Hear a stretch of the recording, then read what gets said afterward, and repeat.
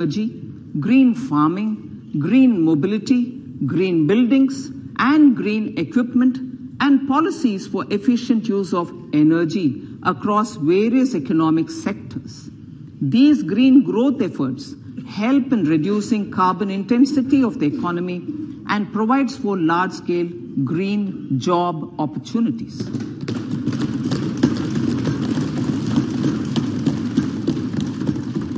Priorities of this budget. The budget adopts the following 7 priorities. They complement each other and act as the Saptarishi guiding us through the Amritkal. Inclusive development, reaching the last mile, infrastructure and investment, unleashing the potential, green growth, youth power, and financial sector. I now speak on the priority number 1, inclusive development. The government's philosophy of Sabka Saath, Sabka Vikas has facilitated inclusive development covering in specific farmers, women, youth, OBCs, scheduled castes, scheduled tribes, Divyangjan, and economically weaker sections, and overall priority for the underprivileged, Vanchiton ko Variyata. There has also been a sustained focus on Jammu Kashmir, Ladakh, and the Northeast. This budget builds on those efforts. Digital public infrastructure for agriculture. Digital public infrastructure for agriculture will be built as an open source, open standard, and interoperable public good. This will enable inclusive farmer-centric solutions through relevant information services for crop planning and health, improved access to farm inputs, credit and insurance, help for crop estimation, market intelligence, and support for growth of agri-tech industry and startups.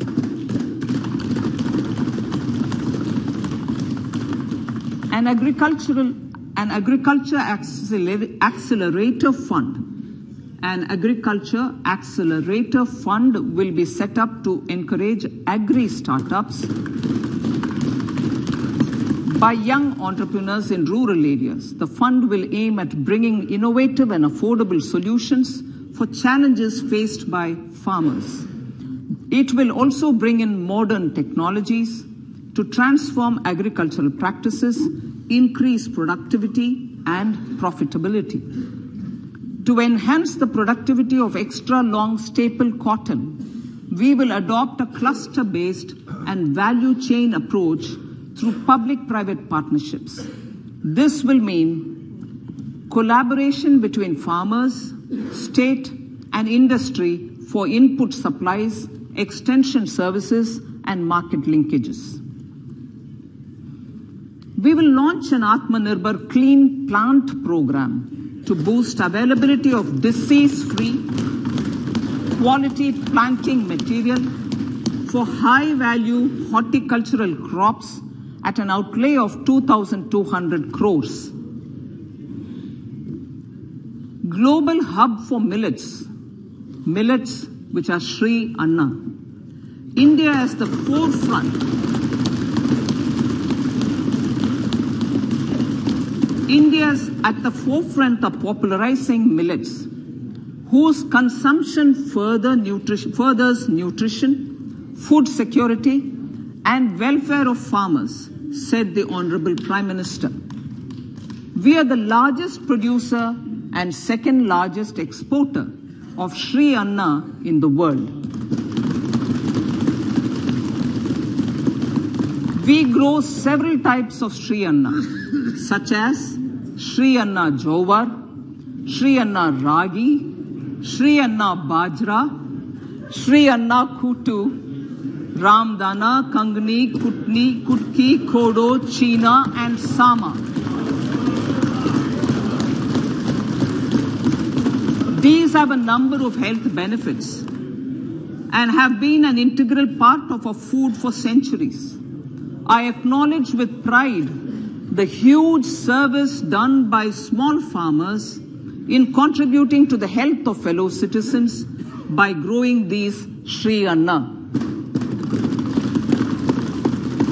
Now, to make India a global hub for Shri Anna, the Indian Institute of Millet Research, ideally Indian Institute of the Shri Anna Research, Hyderabad, will be supported as the center of excellence for sharing best practices, research and technologies at the international level. The agricultural credit target will be increased to 20 lakh crores with focus on animal husbandry, dairy and fisheries. We will launch a new sub-scheme of PM Matsya Sampada Yojana, which is an existing scheme, but we'll launch a new sub-scheme with targeted investment of 6,000 crores to further enable activities of fishermen, fish vendors and micro and small entrepreneurs, improve value chain efficiencies and expand the market. For farmers, especially small and marginal farmers and other marginalized sections, the government is promoting cooperative-based economic development model.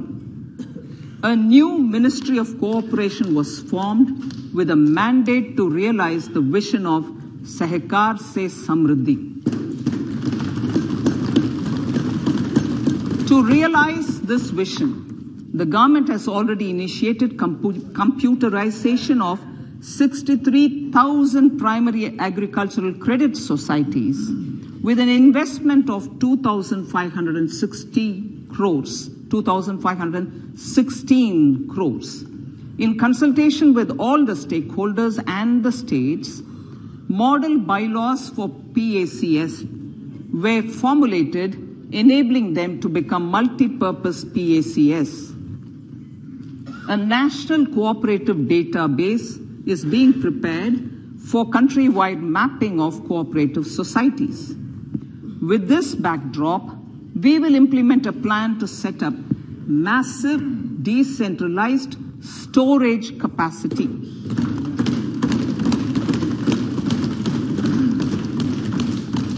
This will help farmers store their produce and realize remunerative prices through sale at appropriate times. The government will also facilitate setting up of a large number of multi-purpose cooperative societies, primary fishery societies, and dairy cooperative societies in uncovered panchayat and villages in the next 5 years.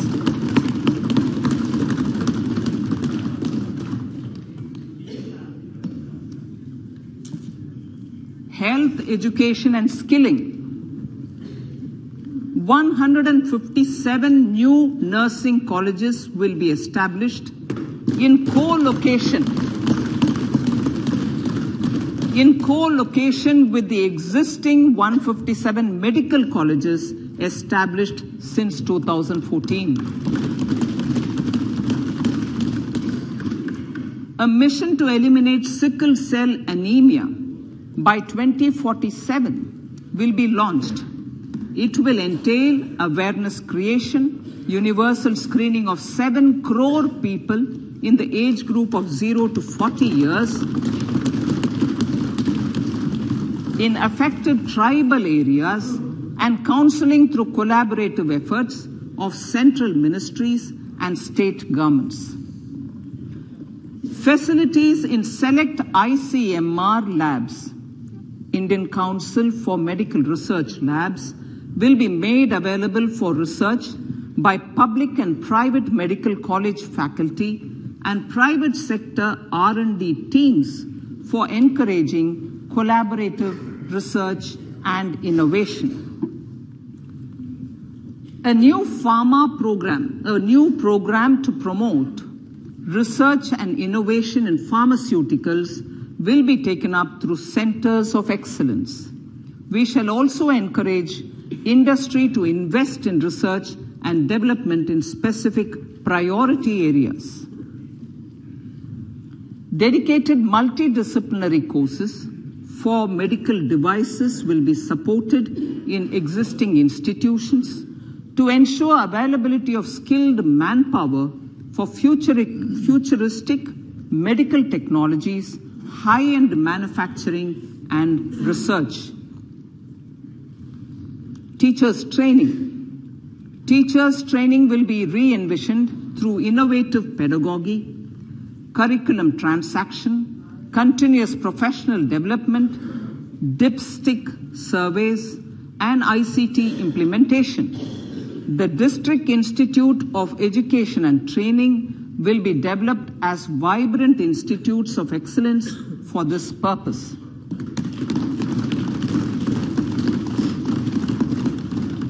National Digital Library for Children and Adolescents. A National Digital Library for Children and Adolescents will be set up for facilitating availability of quality books across geographies, languages, genres, and levels, and device-agnostic accessibility. States will be encouraged to set up physical libraries for them at panchayat and ward levels and provide infrastructure for accessing the national digital library resources. Additionally, to build a culture of reading and to make up for pandemic time learning loss, the National Book Trust, the Children's Book Trust, and other sources will be encouraged to provide and replenish non-curricular titles in regional languages and in English to these physical libraries. Collaboration with NGOs that work in literacy will also be a part of this initiative to inculcate financial literacy. Financial sector regulators and organizations will be encouraged to provide age-appropriate reading material to these libraries. I move to priority 2, reaching the last mile. Prime Minister Vajpayee's government had formed the Ministry of Tribal Affairs and the Department of Development of Northeast Region to provide a sharper focus to the objective of reaching the last mile. Our government has formed the Ministries of Ayush, Fisheries, Animal Husbandry and Dairying, Skill Development, Jal Shakti and Cooperation. Building on the success of the Aspirational Districts program, the government has recently launched the Aspirational Blocks program, covering 500 blocks for saturation of essential government services across multiple domains such as health, nutrition, education, agriculture, water resources, financial inclusion, skill development, and basic infrastructure. Manya Speaker, sir, Pradhan Mantri PVTG, which is Primitive Vulnerable Tribal Groups Development Mission, is being launched. To improve socio-economic conditions of the particularly vulnerable tribal groups, the PVTGs as we refer them to, Pradhan Mantri PVTG Development Mission will be launched.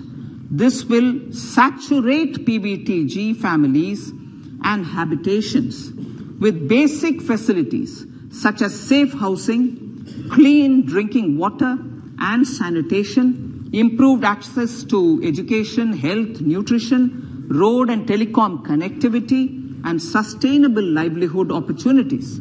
An amount of 15,000 crores will be made available to implement the mission in the next 3 years under the Development Action Plan for the Scheduled Tribes.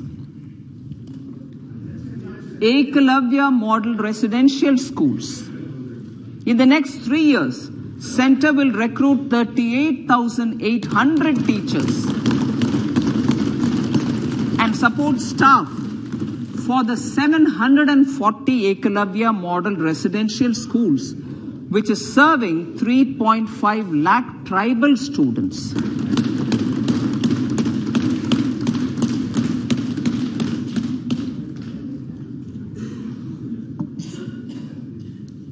In the drought-prone central regions of Karnataka, central assistance of 5,300 crore will be given to Upper Bhadra project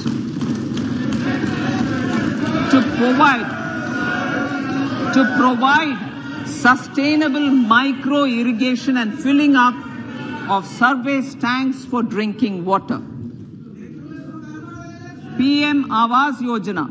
The outlay for PM Awas Yojana is being enhanced by 66% to over 79,000 crores.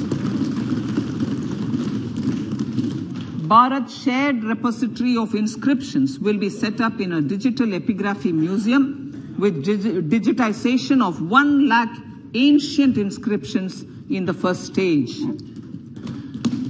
Support for poor prisoners. For poor persons who are in prisons and unable to afford the penalty or the bail amount, required financial support will be provided. Priority number 3, infrastructure and investment.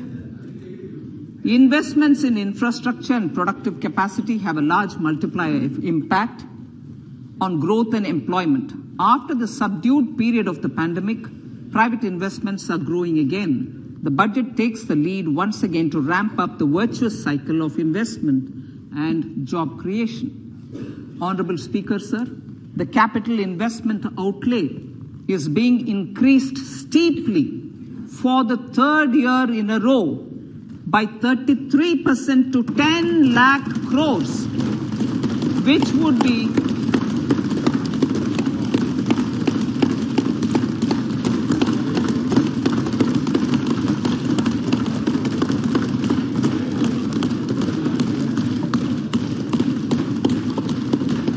which would be 3.3% of GDP. This will almost be 3 times the outlay made in 2019-20.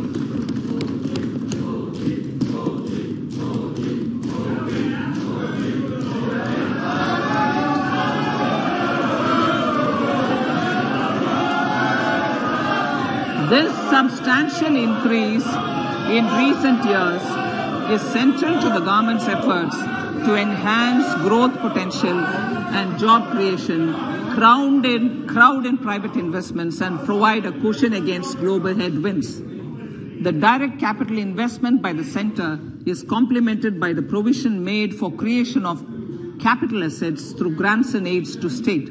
The effective capital expenditure of the centre is budgeted at 13.7 lakh crore rupees, which will be 4.5% of GDP.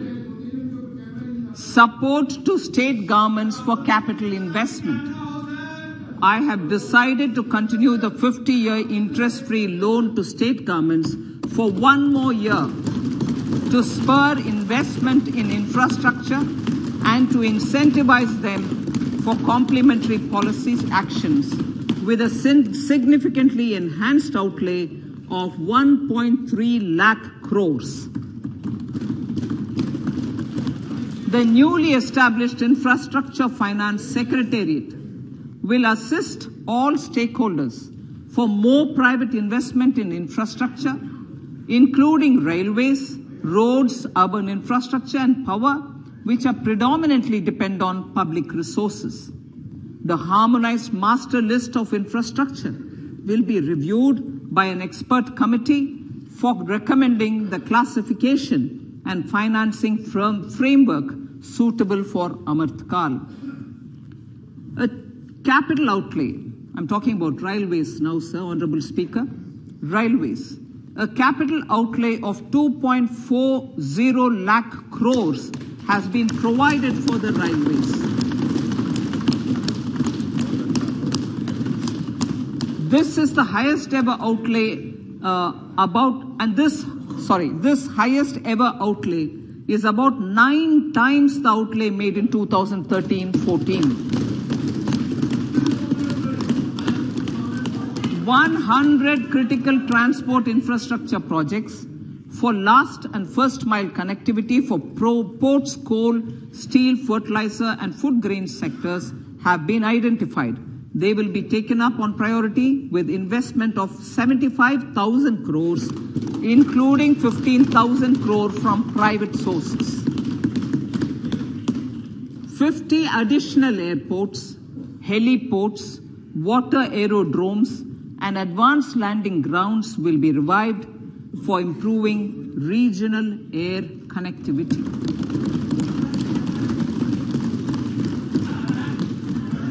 Sustainable cities for tomorrow.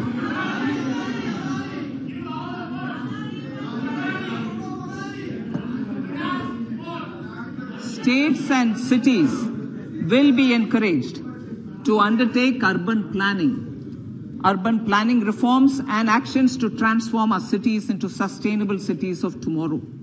This means efficient use of land resources, adequate resources for urban infrastructure, transit-oriented development, enhanced availability and affordability of urban land and opportunities for all.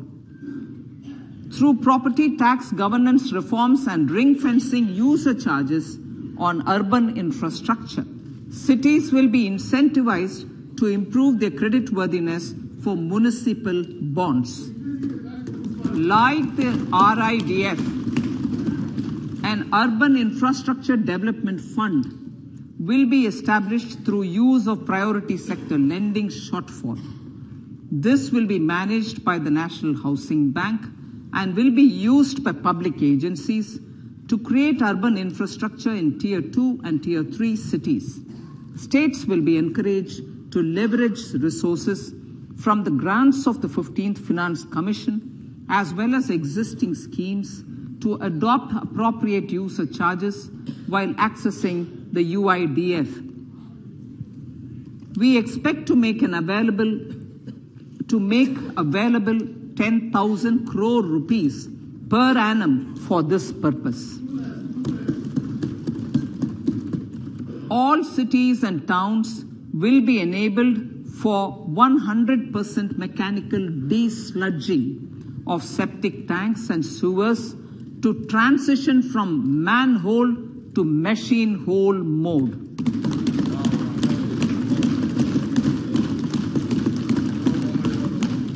Enhanced focus will be provided for scientific management of dry and wet waste. Honorable Speaker, sir, our Prime Minister had said, good governance is the key to a nation's progress. Our government is committed to providing a transparent and accountable administration which works for the betterment and welfare of common citizens. Mission Karma Yogi. Under Mission Karma Yogi, Centre, states and the Union territories are making and implementing capacity building plans for civil servants. The government has also launched an integrated online training platform, I Got Karma Yogi, to provide continuous learning opportunities for lakhs of government employees to upgrade their skills and facilitate people-centric approach. Sir, for enhancing ease of doing business, more than 39,000 compliances have been reduced and more than 3,400 legal provisions have been decriminalized. For furthering the trust-based governance, we have introduced the Jan Vishwas Bill to amend 42 central acts. This budget proposes a series of measures to unleash the potential of our economy. Centers of Excellence for Artificial Intelligence.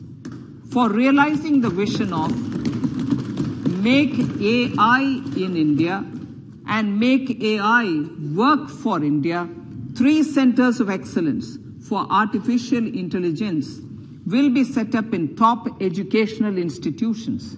Leading industry players will partner in conducting interdisciplinary research, develop cutting-edge applications, and scalable problem solutions in the areas of agriculture, health, and sustainable cities. This will galvanize an effective AI ecosystem and nurture quality human resources in the field. National Data Governance Policy to unleash innovation and research by startups and academia.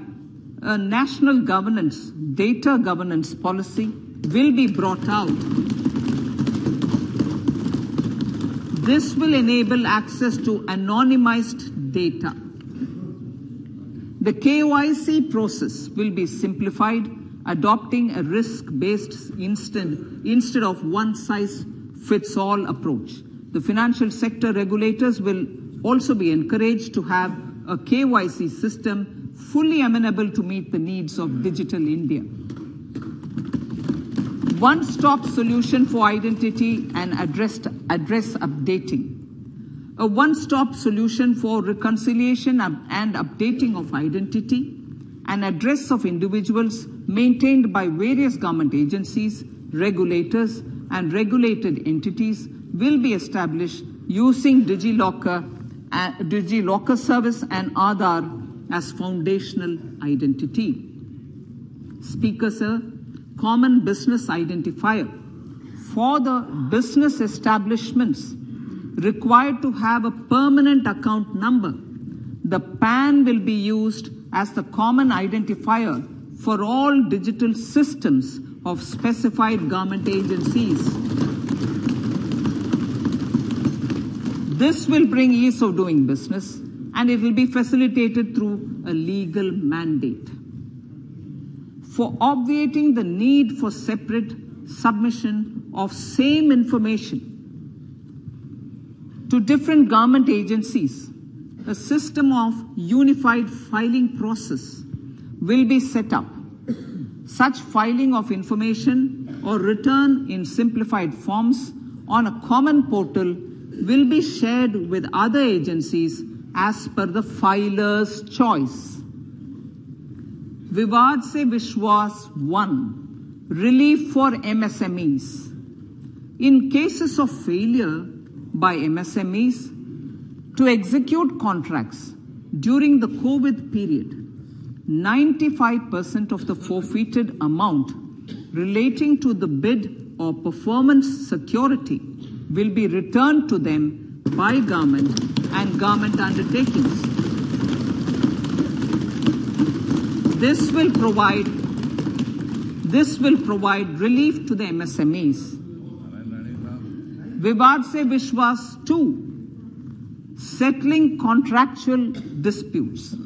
To settle contractual disputes of government and government undertakings wherein arbitral award is under challenge in a court, a voluntary settlement scheme with standardized terms will be introduced. This will be done by offering graded settlement terms depending on pendency level of the dispute. The state support mission of Niti Aayog will be continued for 3 years for our collective efforts towards national priorities. Result-based financing.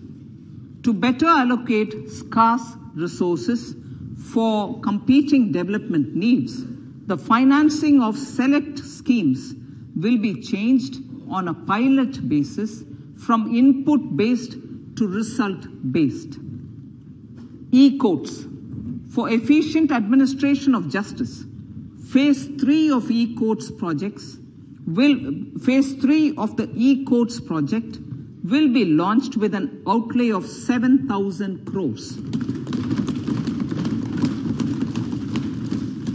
Fintech services in India have been facilitated by our digital public infrastructure, including Aadhaar, PM Jan Dhan Yojana, video KYC, India Stack, and UPI.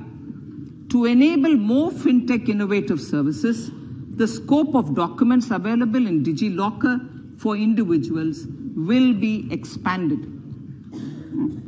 An entity, DigiLocker, will be set up for the use by MSMEs, large businesses, and also charitable trusts.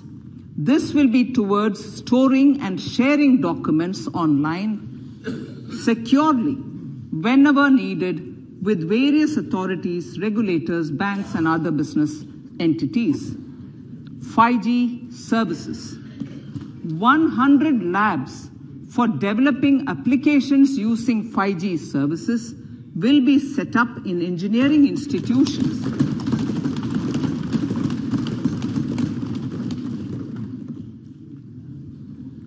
To realize a new range of opportunities, business models, and employment potential. The labs will cover, among others, applications such as smart classrooms, precision farming, intelligent transport systems, and healthcare applications. Lab-grown diamonds. Lab-grown diamonds is a technology and innovation-driven emerging sector with high employment potential. These environment-friendly diamonds, which have optically and chemically the same properties as natural diamonds.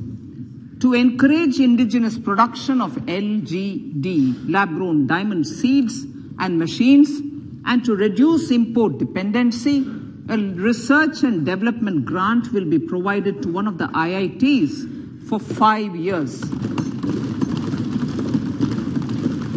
To reduce the cost of production, a proposal to review the custom duty on LGD seeds will be indicated in Part B of the speech.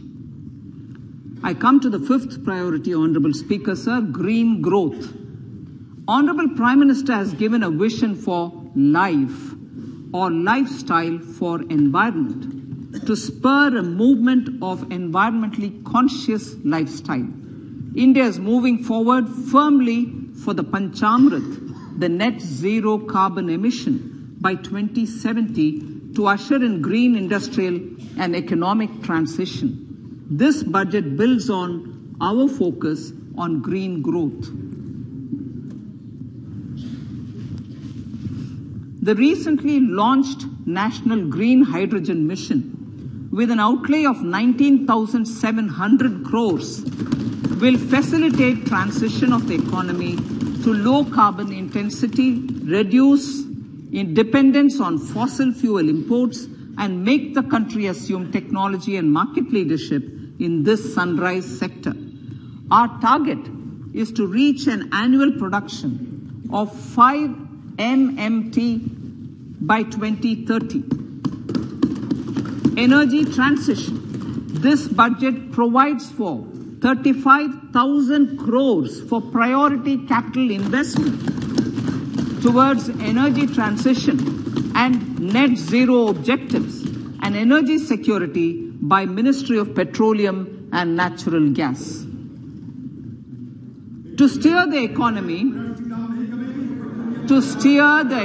on sustainable development path, battery energy storage systems with capacity of 4,000 MWh will be supported with viability gap funding.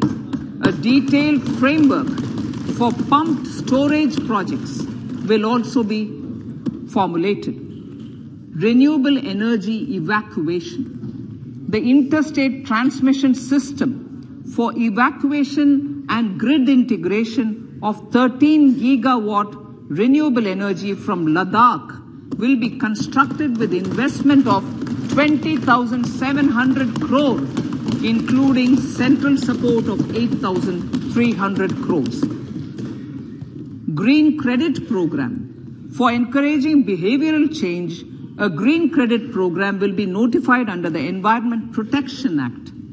This will incentivize environmentally sustainable and responsive actions by companies, individuals, and local bodies, and help mobilize additional resources for for such activities. PM Program for Restoration, Awareness, Nourishment and Amelioration of Mother Earth, PM Pranam, will be launched to incentivize states and union territories to promote alternative fertilizers and balanced use of chemical fertilizers. Go Bardhan Scheme, 500 new waste to wealth plants under Go Bardhan, galvanizing organic bio-agro resources done. Go Bardhan scheme will be established for promoting circular economy. These will include 200 compressed biogas plants, including 75 plants in urban areas and 300 community or cluster-based plants at a total investment of 10,000 crores. I will refer to this in Part B also. In due course, a 5% CBG mandate will be introduced for all organizations marketing natural and biogas. For collection of biomass and distribution of biomanure, appropriate fiscal support will also be provided. Bharatiya Prakritik Kheti Bio Input Resource Centers. Over the next 3 years, we will facilitate 1 crore farmers to adopt natural farming. For this, Honorable Speaker, 10,000 bio input resource centers will be set up, creating a national level distributed micro fertilizer and pesticide manufacturing network. Mishti.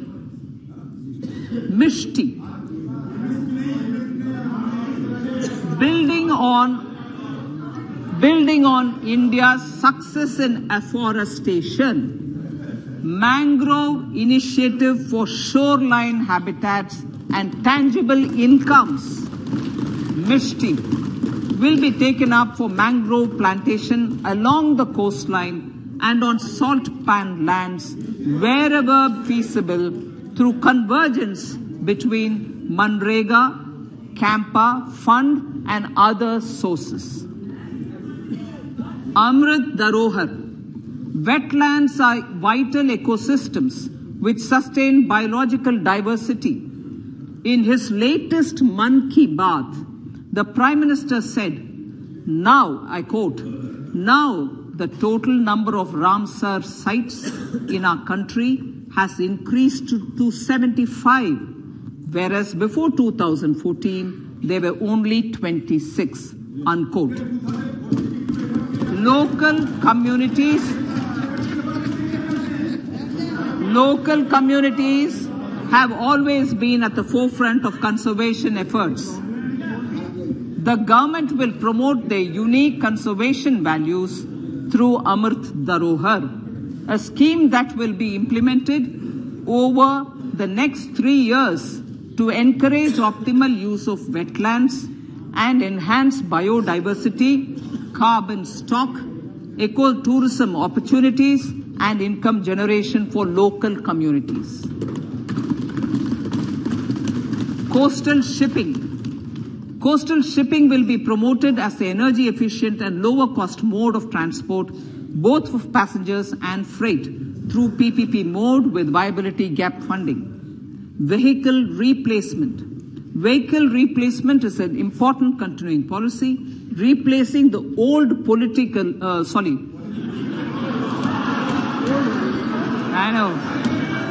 replacing. Absolutely. Thank you. Replacing old polluting vehicles. May be applicable, right? Replacing old polluting vehicles is an important part of greening our economy. In furtherance of the vehicle scrapping policy mentioned in Budget 21-22, I have allocated adequate funds to scrap old vehicles of the central government. States will also be supported in replacing old vehicles and old state ambulances. Honorable Speaker, sir, I move to priority 6, youth power. To empower our youth and help the Amrit PD realize their dreams, we have formulated the National Education Policy, which is very wide in its scope, but one of the things is also to focus on skilling, adopted economic policies that facilitate job creation at scale and have supported business opportunities. Pradhan Mantri Kaushal Vikas Yojana. Pradhan Mantri Kaushal Vikas Yojana 4.0 will be launched to skill lakhs of youth within the next 3 years. On-job training, industry partnership, and alignment of courses with needs of industry will be emphasized. The scheme will also cover new age courses for Industry 4.0 like coding, AI, robotics, mechatronics, IoT, 3D printing, drones, and other soft skills. To skill youth for international opportunities, 30 Skill India International Centers will be set up across different states. The digital ecosystem for skilling will be further expanded with the launch of a unified Skill India digital platform for enabling demand-based formal skilling, linking with employers including MSMEs, and facilitating access to entrepreneurship schemes.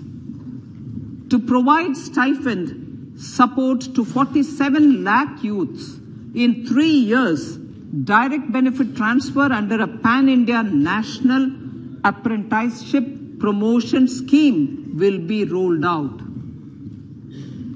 Tourism. Honorable Speaker, sir, with an integrated and innovative approach, at least 50 destinations will be selected through challenge mode. In addition to aspects such as physical connectivity, virtual connectivity, tourist guides, high standards for food streets and tourist security, all the relevant aspects would be made available on an app to enhance tourist experience. Every destination would be developed as a complete package. The focus of development of tourism would be on domestic as well as foreign tourists.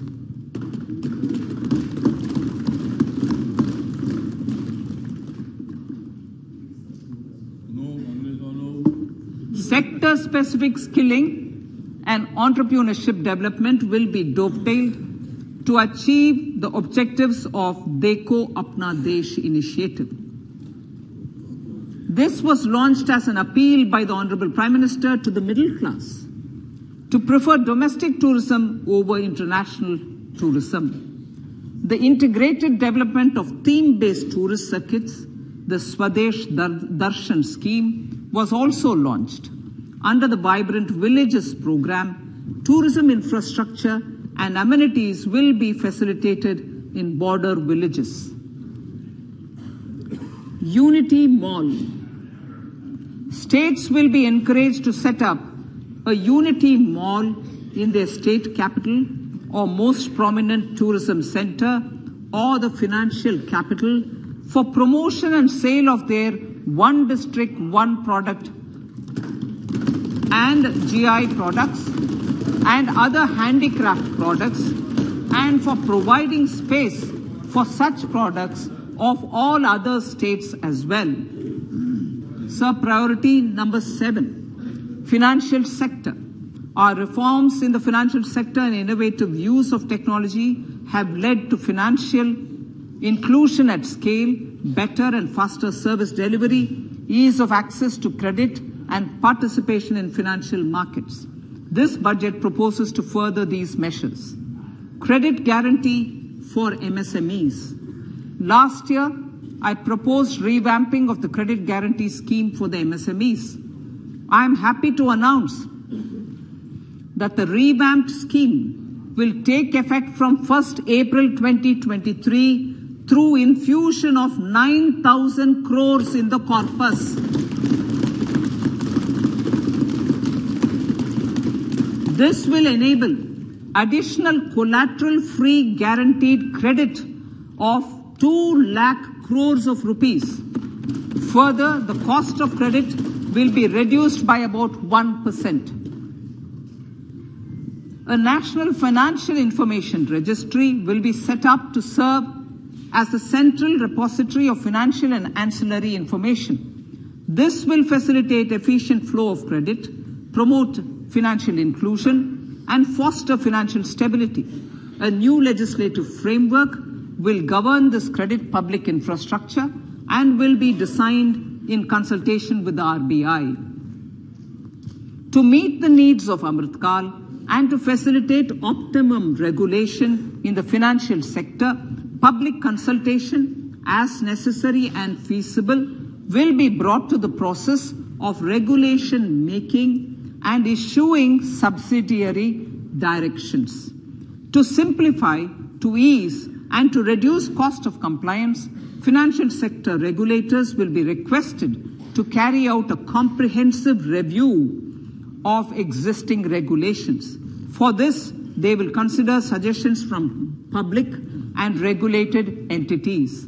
Time limits to decide the application under various regulations will also be laid down. Honorable Speaker, sir, to enhance business activities in GIFT IFSC, the following measures will be taken.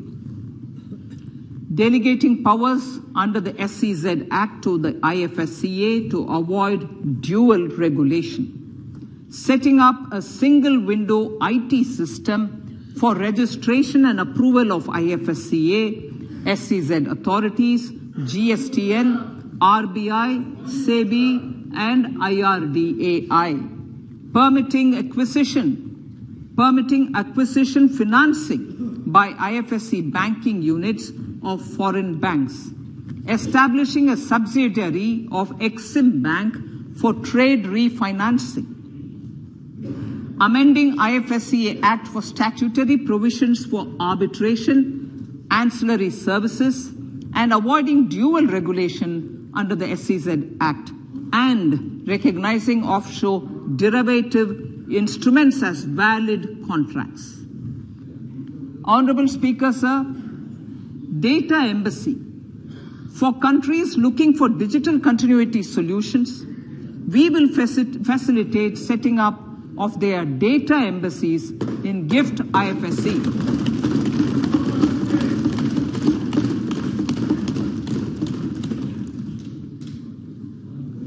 Improving governance and investor protection in banking sector. To improve bank governance and enhance investors' protection, certain amendments to the Banking Regulation Act, the Banking Companies Act, and the Reserve Bank of India Act are being proposed. Capacity building in securities market.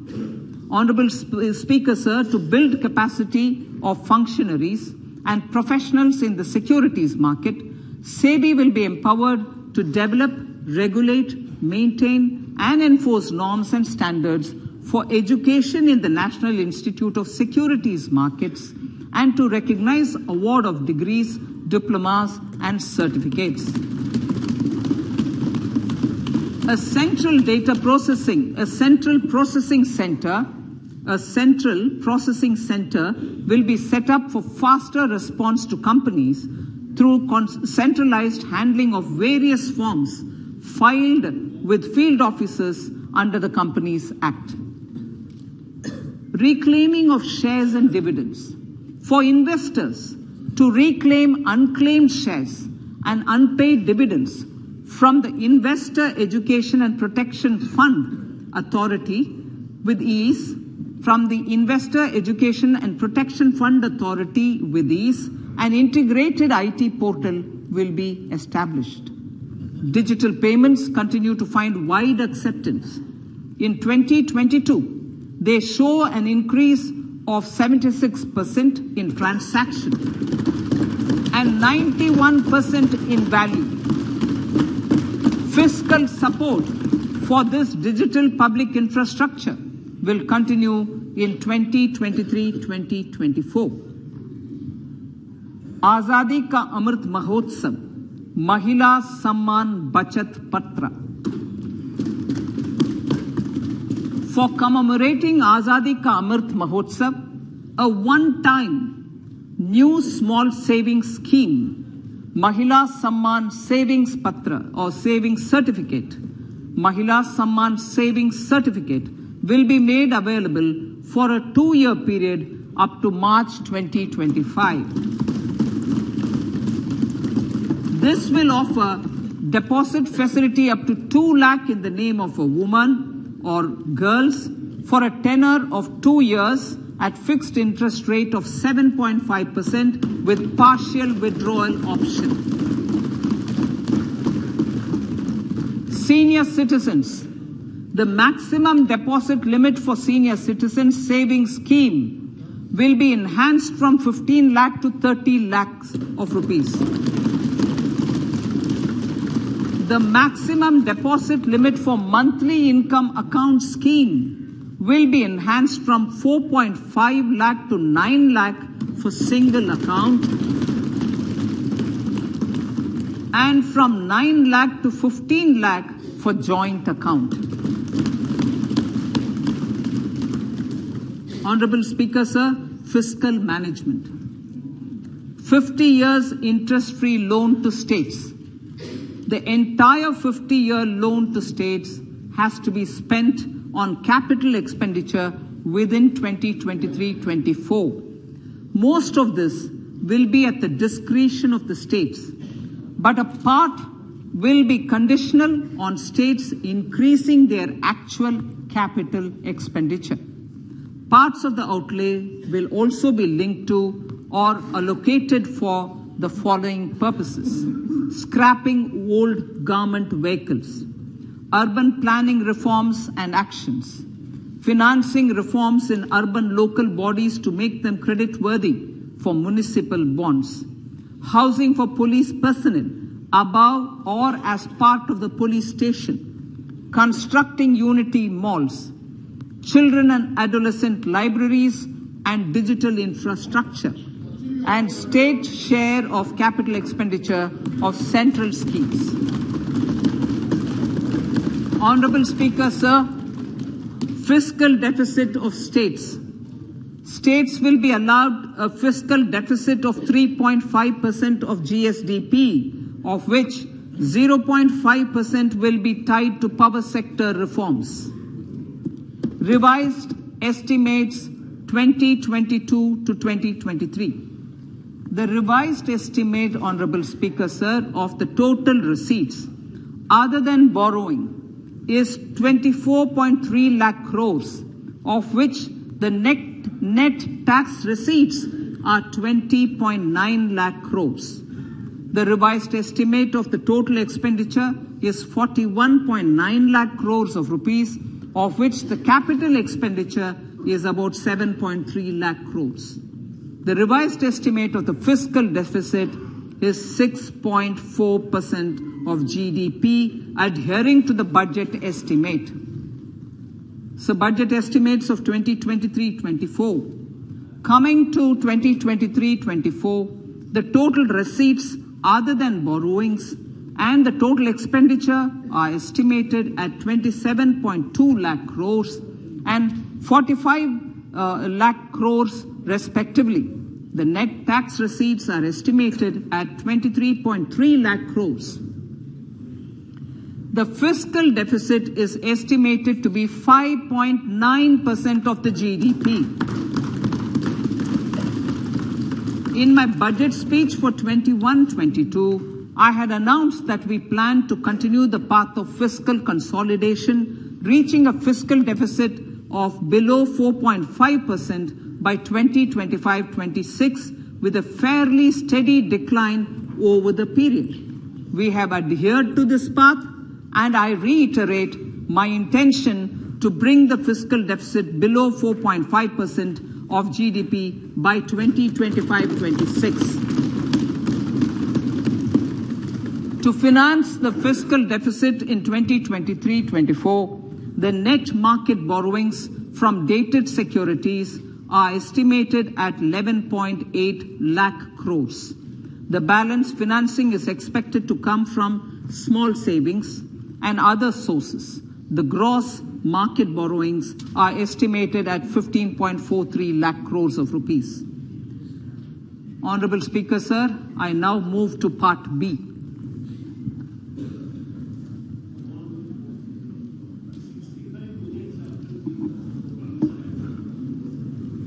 Indirect taxes. My indirect tax proposals will aim to promote exports, boost domestic manufacturing, enhance domestic value addition, encourage green energy and mobility.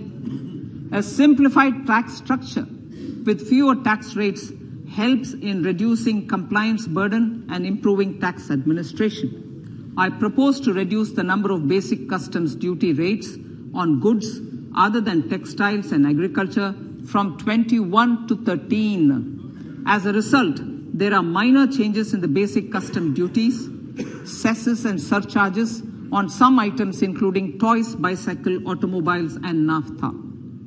Green mobility. To avoid cascading of taxes on blended compressed natural gas, I propose to exempt excise duty on GST paid compressed biogas contained in it.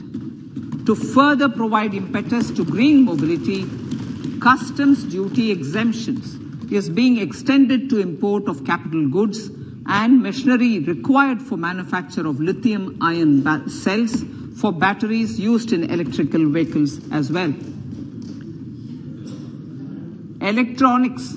As a result of various initiatives of the government, including phased manufacturing program, mobile phone production in India has increased from 5.8 crore units valued at about 18,900 crore in 2014-15 to 31 crore units valued at 2,75,000 crore in the last financial year. To further deepen domestic value addition in manufacturing of mobile phones, I propose to provide relief to customs duty. I propose to provide relief in customs duty on import of certain parts and inputs like camera lens and continue the concessional duty on lithium-ion cells for batteries for another year. Similarly, to promote value addition in manufacture of televisions, I propose to reduce the basic customs duty on parts of open cells of TV panels to 2.5%. Electrical. To rectify inversion of duty structure and encourage manufacturing of electric kitchen chimneys, the basic custom duty on electric kitchen chimney is being increased from 7.5% to 15%, and that on heat coils for these is proposed to be reduced from 20% to 15%. Chemicals and petrochemicals. Denatured ethyl alcohol is used in chemical industry. I propose to exempt basic customs duty on it. This will also support the ethanol blending program and facilitate an endeavor for energy transition. Basic customs duty is also being reduced on acid-grade fluorospar from 5% to 2.5% to make the domestic fluorochemicals industry competitive. Further, the basic customs duty on crude glycerin for use in manufacture of epichlorohydrin is proposed to be reduced from 7.5% to 2.5%. Marine products. In the last financial year, marine products recorded the highest export growth, benefiting farmers in the coastal states of the country. To further enhance the export competitiveness of marine products, particularly shrimps, duty is being reduced on key inputs for domestic manufacture of shrimp feed. India is a global leader, as I said in Part A, in cutting and polishing of natural diamonds, contributing about 3/4 of the global turnover by value.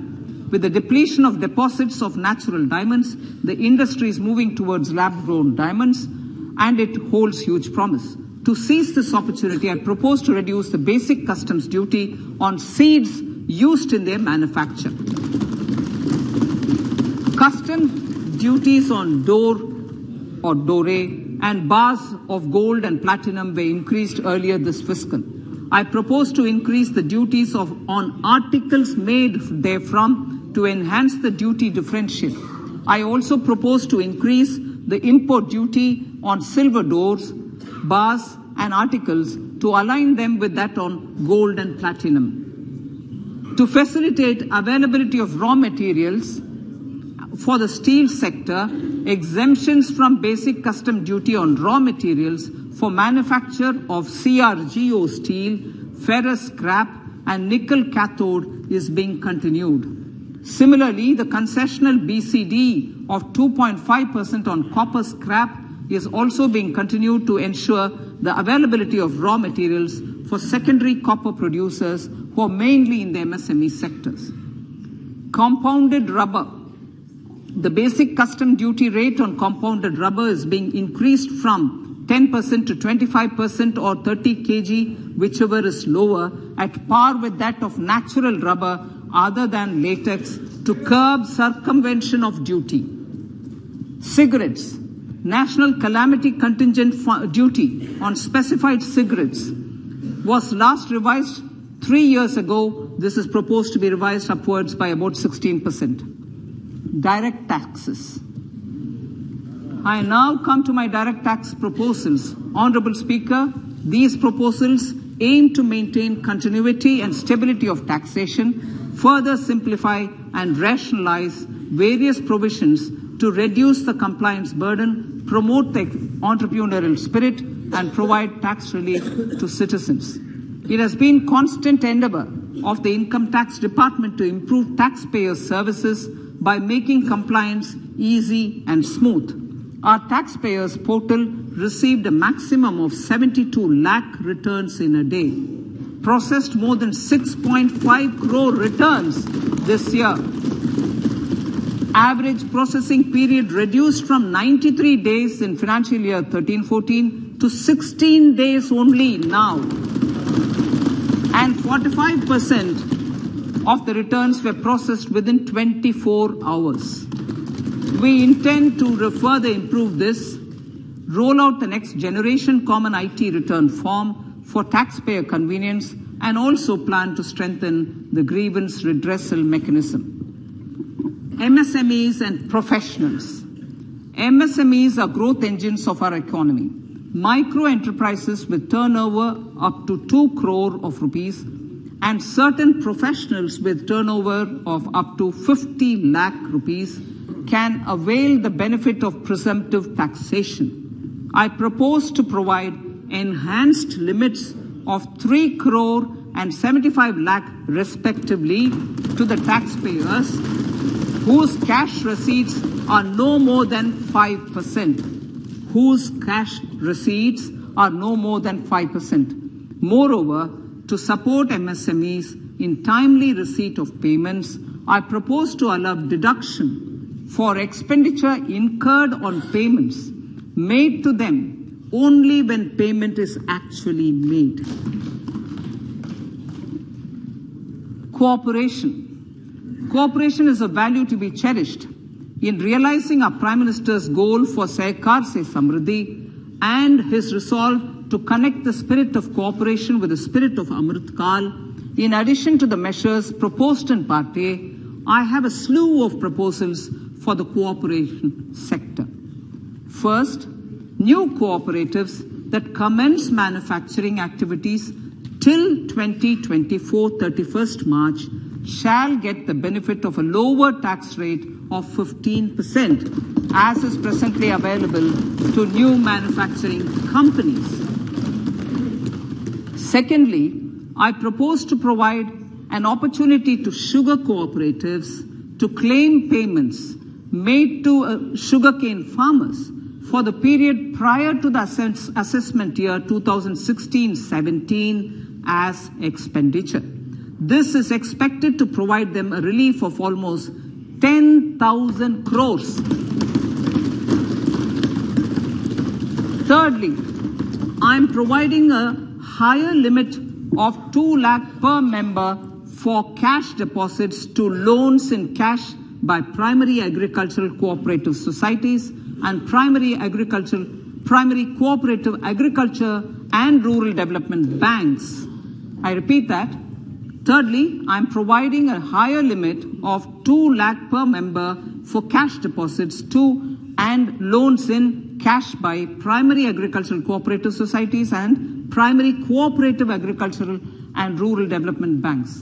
Similarly, a higher limit of 3 crore for TDS on cash withdrawal is being provided to cooperative societies. Startups.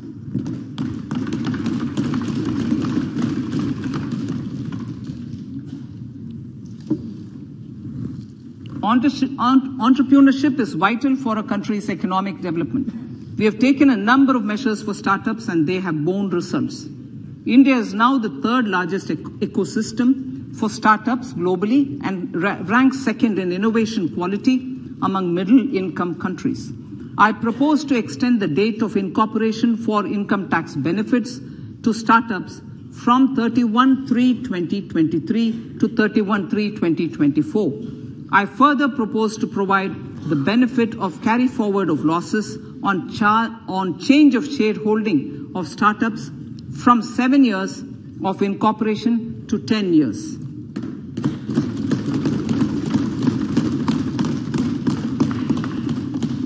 To reduce the pendency of appeals at commissioner level, I propose to deploy about 100 joint commissioners for disposal of small appeals. We shall also be more selective in taking up cases for scrutiny of returns already received this year. Better targeting of tax concessions. For better targeting of tax concessions and exemptions, I propose to cap deduction from capital gains on investment in residential house under Section 54 and Section 54F to 10 crores. Another proposal with similar intent is to limit income tax exemption from proceeds of insurance policies with very high value. Rationalization. Honorable Speaker, sir, there are a number of proposals relating to rationalization and simplification. Income of authorities, boards, and commissions set up by statutes of union or state for the purpose of housing, development of cities, towns, and villages, and regulating and developing an activity or matter is proposed to be exempted from income tax. Other major measures in this direction are removing the minimum threshold of 10,000 for TDS and clarifying taxability relating to online gaming, not treating conversion of gold into electronic gold receipts and vice versa as capital gains, reducing the TDS rate from 30% to 20% on taxable portion of EPF withdrawals in non-PAN cases and taxation on income for market-linked debentures. Other major proposals in the finance bill relate to the following: extension of period of tax benefits to funds relocating to IFSC, GIFT City till 31/3/2025, decriminalization under Section 276A of the Income Tax Act, allowing carry forward of losses on strategic disinvestment, including that of IDBI Bank, and providing EEE status to Agniveer Fund. Personal income tax.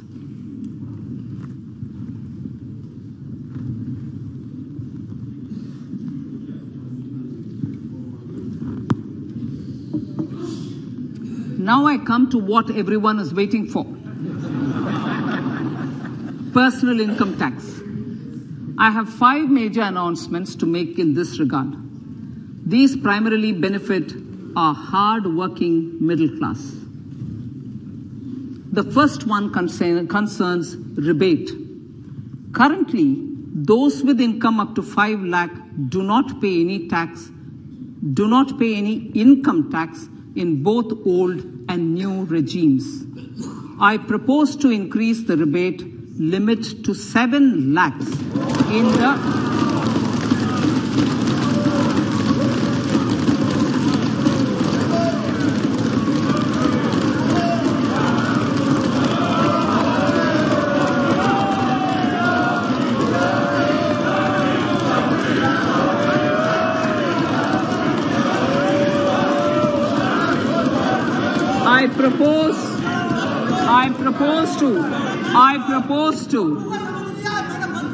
I propose to increase the rebate limit to 7 lakh in the new tax regime.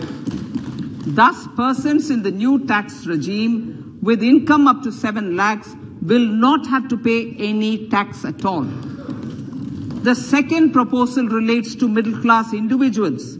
I had introduced in the year 2020 the new personal income tax regime with 6 income slabs starting from 2.5 lakh. I propose to change the tax structure in this regime by reducing the number of slabs to 5 and increasing the tax exemption limit to 3 lakhs. The new tax rates are 0 to 3 lakh, nil. 3 to 6 lakhs, 5%. 6 to 9 lakhs, 10%. 9 to 12 lakh, 15%. 12 to 15 lakhs, 20%. And above 15 lakhs, 30%. This will provide major relief to all taxpayers in the new regime. An individual with an annual income of 9 lakhs will be required to pay only 45,000 rupees. This is only 5% of his or her income. It is a reduction of 25% on what he or she is required to pay now. That is 60,000. So in the place of 60,000, it is now only 45,000. Similarly, an individual with an income of 15 lakh rupees would be required to pay only 1.5 lakh or 10% of his income or her income, a reduction of 20% from the existing liability of 1,87,500 rupees. My third proposal is for the salaried class and the pensioners, including family pensioners, for whom I propose to extend the benefit of standard deduction to the new tax regime. Each salaried person with an income of 15.5 lakh rupees or more will thus stand to benefit by 52,500 rupees. My fourth announcement in personal income tax is regarding the highest tax rate, which in our country is 42.74%. This is among the highest in the world. I propose to reduce the highest surcharge. Rate from 37% to 25% in the new tax regime.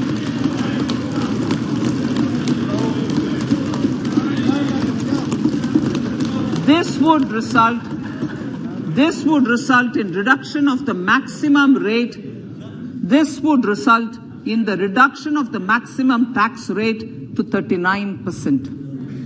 Lastly, the limit of 3 lakh rupees for tax exemption on leave encashment on retirement of non-government salaried employees was last fixed in the year 2002, when the highest basic pay in the government was only 30,000 rupees per month.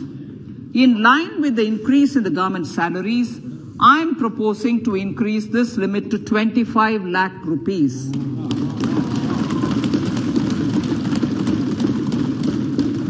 We are also making the new income tax regime as the default tax regime. However, citizens will continue to have the option to avail the benefit of the old tax regime. Apart from these, I'm also making some other changes as given in the annexure.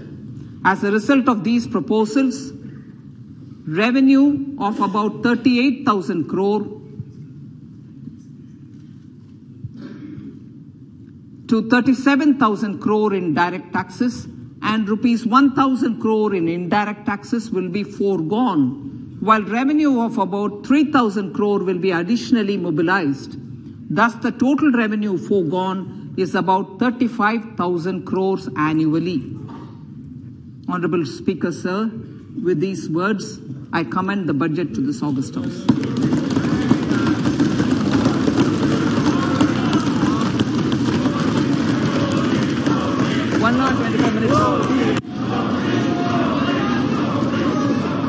Item number 1, Item number 2, Srimati Nirmala Sitharaman ji. Sir, with your permission, I lay on the table of the following statements. Under Section 3(1) of the Fiscal Responsibility Budget Management Act 2003, 1. Medium-term fiscal policy cum fiscal policy strategy statement and macroeconomic framework statement. माननीय सदस्यगण, जैसा कि आपको समाचार भाग 2 के माध्यम से पहले ही सूचित किया जा चुका है कि माननीय वित्त मंत्री जी के बजट भाषण की प्रतियां हार्ड कॉपी के रूप में उपलब्ध कराई गई है। आप बजट भाषण की अपनी अपनी प्रति प्रकाशन पलक से ले लें। आपको ये भी सूचित किया जाता है कि माननीय मंत्री द्वारा बजट प्रस्तुत किए जाने के पश्चात उसकी प्रतियां आपको मेंबर्स पोर्टल के माध्यम से उपलब्ध करा दी जाएगी। आइटम नंबर 3, माननीय मंत्री जी, वित्त मंत्री जी। Sir, with your permission, I rise to move for leave to introduce the Finance Bill 2023. प्रश्न ये कि विधेयक को पुनर्स्थापित करने की अनुमति प्रदान की जाए। जो सदस्य इसके पक्ष में हाँ कहें, जो सदस्य विरोध में ना कहें। मेरे विचार में निर्णय हाँ वालों के पक्ष में माननीय मंत्री जी विधेयक को पुनर्स्थापित करें। Sir, I introduce the bill. सभा की कार्रवाई कल गुरुवार दिनांक 2 फरवरी 2023 को प्राप्त 11 बजे तक के लिए स्थगित की जाती है।